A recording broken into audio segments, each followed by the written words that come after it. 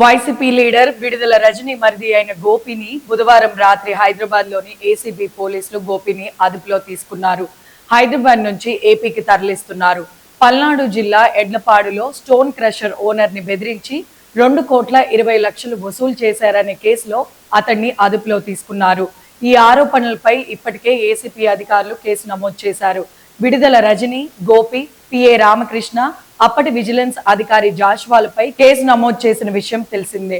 ముందస్తు బెయిల్ కోసం విడుదల రజనీ, గోపి హైకోర్టుని ఆశ్రయించారు. విజిలెన్స్ అధికారి జాషువా క్వాష్ పిటిషన్ వేశారు. విచారణ జరిపిన న్యాయస్థానం తీర్పు రిజర్వ్ లో పెట్టింది.